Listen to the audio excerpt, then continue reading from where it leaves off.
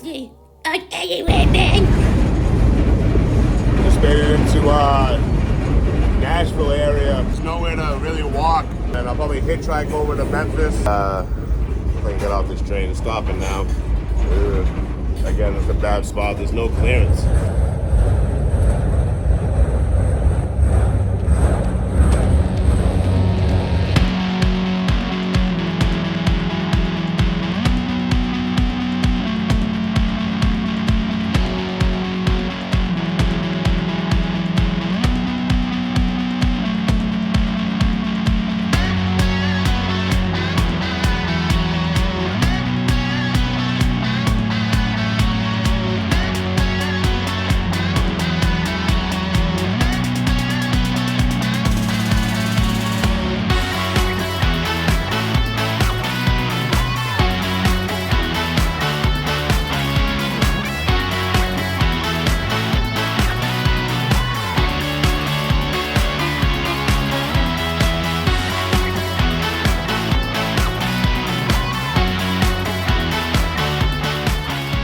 You can ride these.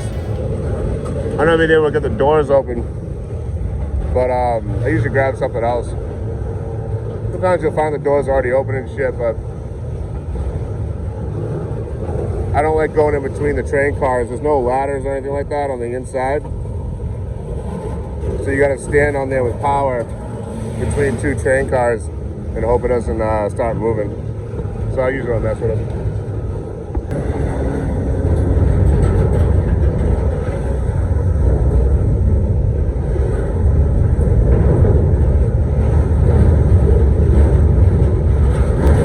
I'm just pretending to take a video because the crew here, the train drove by me and recognized me, and they're gonna put me on to Memphis, but the boss is here, so I gotta pretend I'm not getting on that train, so I'm doing this instead. Hell of a walk out of that place, but yeah, there's an engine. A bridge got hit down the road here. That's what the crew told me. A bridge got hit by a truck, so they're gonna be here a while. So I saw them down the line. They're like, yo, catch up with us. I was like, all right. So I ran down the side of the train. They stopped at the crossing over here I was trying to get to anyway. And he's like, hey, that's my boss right there. They dropped off another crew member. Like, that's my boss right there. So do me a favor. Don't get on yet. And I was like, engine a car. There's engine. I'm like, I'll walk off. I'll come back. So I was making sure his boss is definitely not coming back this way. And then I'm going to try to get on that train, get all the way to Memphis, which saves me a whole 2 days of hitchhiking, so I'm excited for it. I've been going around for hours today. I was going to stay in Nashville for a night, bad weather, and then tomorrow, when the weather broke, so I hitchhiking even Sunday, today's Friday. But the engineer recognized me from TikTok. But last year, I was in a certain city, I'm not going to say where. Someone that follows me, works for the railroad, picks me up. I got to stay at the CSX motel for 2 nights, and I met, a bunch of other crews there. One guy is this engineer for this train here, so he came out. He said, "Hi." I'm like, "Do I know you?" And he's like, "Yeah." He explains who he is. I'm like, no way. So that time, even the crew change van driver was in on it. So the worker drives me to. There's a new conductor who's coming back there. He drives me to near the train yard. The crew change van picks me up and drives me to the train. That was less conspicuous. A crew change van driving to the train yard is normal. So, it was all this big orchestrated thing. It was beautiful. That was over a year ago now, I want to say. But I'm in Nashville now. I was going to hitchhike to Memphis, like I was saying, but this train will get me at least close to Memphis, if not all the way. So, what a life I live, I swear. So I'm not going to show the engine number, but these are the old engines. They only have 2 numbers instead of 3. Some companies have 4 now. This is back when there was less than 100 engines for this company, CSX. But yeah, this is old school. The new ones have a wraparound thing, and it's a completely different setup. But yeah, this is a dinosaur right here. I'm surprised they still run them. It still works, I guess, right? I don't know if it was clear what happened on the last video, if I explained it well enough. But I was walking out of these tracks from the last train. I stopped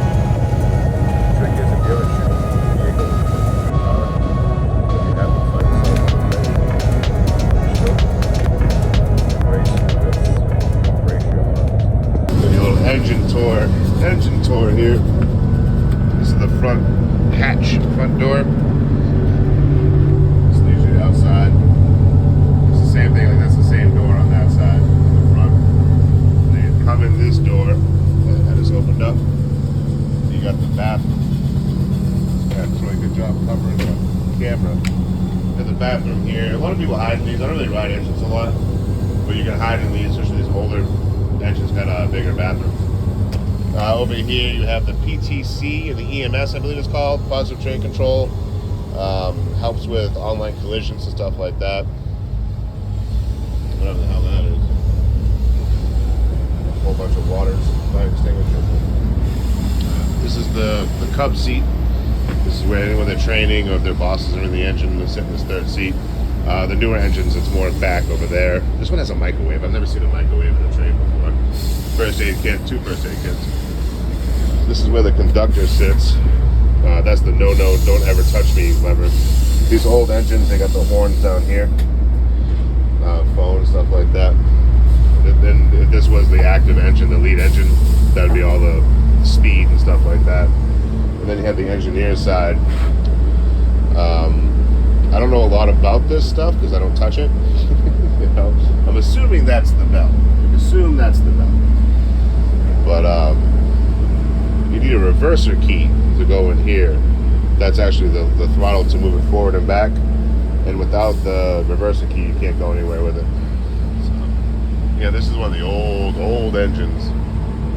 This thing was out back when I was a whipper. No, I'd say it's probably 20, 25 years old. I'm just guessing though. And all this stuff. Things. But all I'm concerned about is this guy right here. All the air conditioner and heat. It's cool as hell in here.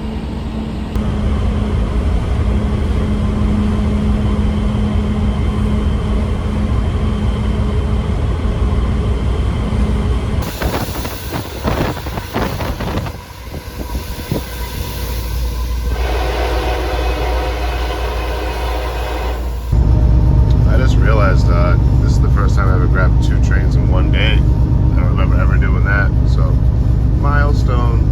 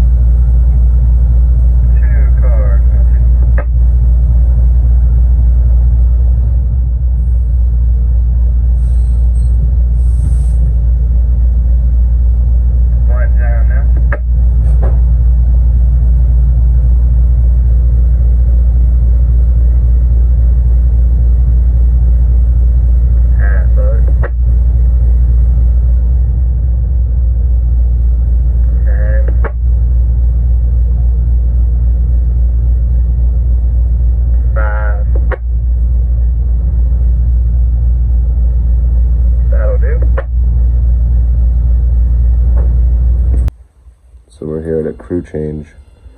I don't know it's pouring rain out, so it's got all my stuff standing up there. I might get a little wet, or a lot of wet, it's okay. But I don't know this next crew getting on, and my engineer buddy didn't know them too well either, so I figured it'd be safer for me to come out and play in the rain. This change is set up probably the next couple hours or so, and then I'm Memphis bound. Got a pretty good sleep last night, all considering.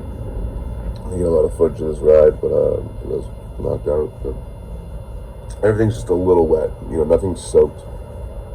I think it's just a little way, except for my bivvy. My Vortex bivvy. Shoestring had one of these too. But that's soap. That's supposed to be. That's what it's designed for. So everything worked out. Still got some sleep. Like, I'm pretty dry. Most of my stuff is still pretty dry. So I just landed in Memphis. Yeah, I gotta pack it up and get out of here before I actually land in the yard. I like to get off before I get into the yard, so we'll do that now. I should have a little bit more urgency in what I'm doing, but I just woke up, you know. My train started up again. I'm all packed up, ready to go. But this is why you bring a lot of water, you know. Shoestring taught me that. This week's video was long before we met. Bring a lot of water with you, especially in the summertime, the warmer months. Because I thought I'd be riding for about 12 hours total. I thought I'd be waiting for a day, maybe a day and a half. But this whole thing, I grabbed 3 trains yesterday, right? I got off a train, got on a new train, and then switched cars halfway to Memphis. And that all took me 2 days between waiting for 20 hours for the first train and then, you know, everything leading up to it. So, you know, I still have a whole liter of water left, so I can put some miles in after this when I gotta get off the train too. My mistake this time around is I didn't bring any food. I brought like a package of combos, a protein bar, and a granola bar, and that's it.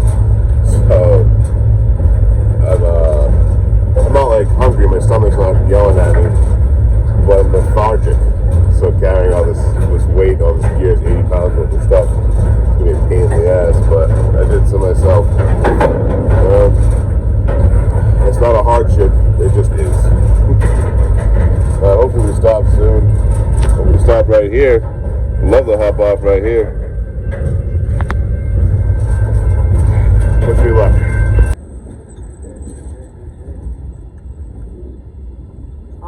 Is this the only train going now?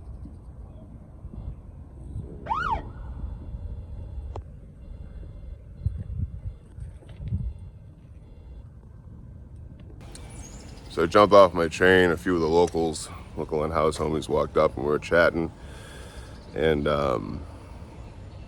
come to find out, this is like a common spot to like break into trains. So they used to see me sitting here next to a train stopped.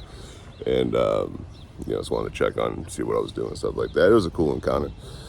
And I don't lie, you know, I'm insulting people's intelligence. I'm like, yeah, I just hopped off a train. I just hopped off this train. I was waiting for it to move before I can go get some something to eat at the gas station over here. And immediately the cop's like, you hop trains? Like, that's so cool. You know, it's the 2 reactions I usually get. Wow, that's awesome. Or, okay, you know what I mean? Most of the time it's, oh, that's cool. Which I don't really understand anymore because it's just every day for me now, you know. But I made it here in Memphis. Everything's soaked. I got to dry everything out. And then I got first objective, get something to eat. Then dry everything out. Looks like I got at least clear skies for a little bit. And then, yeah, I'll be out on my way to Little Rock. I'm probably going to hitchhike it, but we'll see. I might grab a train out of here, but I'm not sure yet. I don't make any decisions before I get my coffee for the day.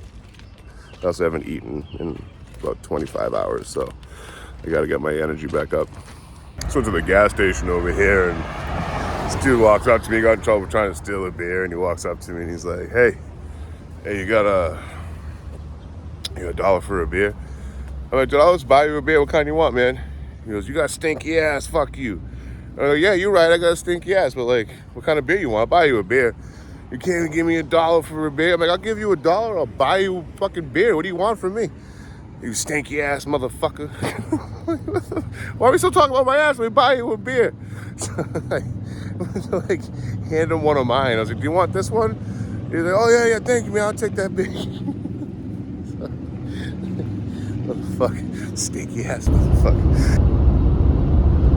Next time on Anywhere, man. So it's just out in Earl, Tennessee. The one truck stop there by I-40, the gas pumps went down. So I was hitchhiking for hours. I'm seeing like 1 or 2 cars every half an hour. I'm like, I'm not getting a ride out of here, you know?